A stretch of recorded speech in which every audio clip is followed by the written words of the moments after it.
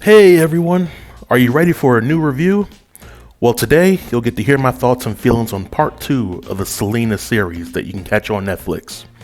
But before I get started, if you want to support my channel, feel free to hit the subscribe button. I'm currently at 84 subscribers, and my goal is to get to 100 subscribers before the month is out. Now, about 5 months ago, I posted my part 1 review for the Selena TV series. And for the review, I compared the Jennifer Lopez movie to the series. Overall, I felt that the movie did Selena much better justice, but the series was able to flesh out the overall storytelling for the family. However, with the name of the show being Selena, the series, Selena, played by Christian Serratos, was largely the side character in part 1. So for part 2 of the series, I was looking for Selena to finally become the focal point of the show. And being that part 1 ended with Selena's father kicking Chris out of the band, I was wondering how much more of the story that the show was going to tell us over the remaining 9 episodes. And finally, I was looking to see if part 2 will be able to change my overall thoughts on the comparison between the series and the movie. Now, after having seen part 2 of the Selena series, I must say that my overall opinion on whether the series or the movie was better didn't change. However, there were some things that I liked about part 2 of the series.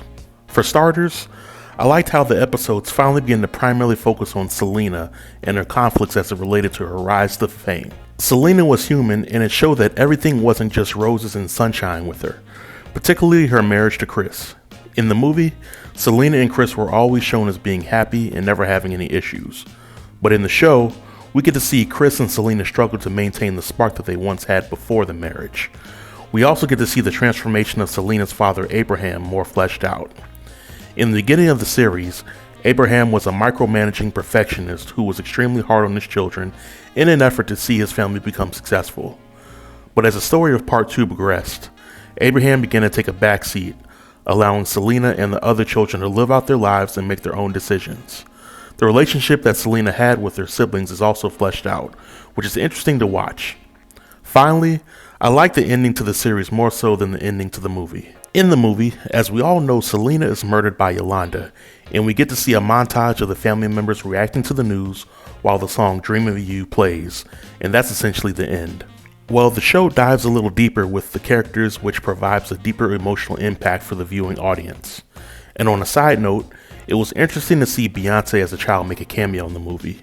In an interview several years ago, Beyonce shared that she met Selena in passing as a child, and it had a very positive impact on her.